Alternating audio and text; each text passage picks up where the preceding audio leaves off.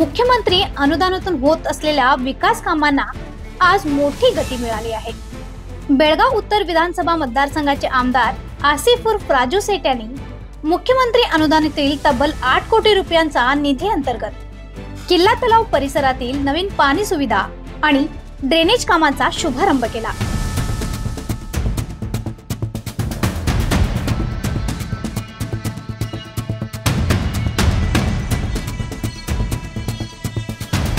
या निमित्ताने आयोजित कार्यक्रमात बोलताना आमदार सांगितले की किल्ला तलाव परिसराच्या सर्वांगीण विकासासाठी महत्त्वपूर्ण असलेल्या पाणी पुरवठा आणि सांडपाणी व्यवस्थेचे आधुनिकीकरण या कामांना आज भूमिपूजन करून सुरुवात करण्यात आली आहे।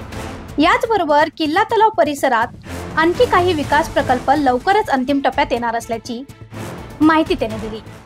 आज इथे कोटेकेरी तलावची बाजूला जे नाला आहे हे नाल्याच्या सुधारणेसाठी आणि पुढे पाणी घेऊन जाण्यासाठी चिरंजीव कॉलनीपर्यंत तिथून नाल्याला जॉईन करायचं, त्याच्यासाठी 8 कोटी सँक्शन केलेले आहे। त्याच्यामध्ये गार्डनचं थोडं डिसिटिंग करायचं आणि ब्युटिफिकेशन हे सगळं ह्याच्यामध्ये घेतलेलं आहे।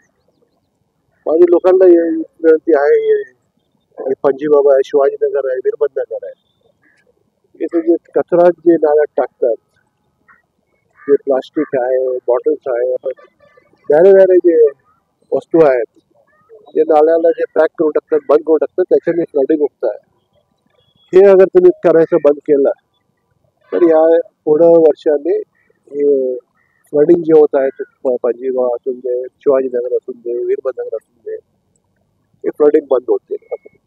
या कार्यक्रमाला उत्तर मतदारसंघाचे आमदार आसिफ उर्फ राजू सेठ, नगर परिषदेतील विरोधी पक्ष नेते संगोळी, काँग्रेसचे युवा नेते हमान सेठ, प्रभाग क्रमांक 13 चे नगरसेविका रेश्मा बैगरदार, प्रभाग क्रमांक 14 चे नगरसेवक शिवाजी मंडुळकर यांच्यासह अनेक मान्यवर उपस्थित होते।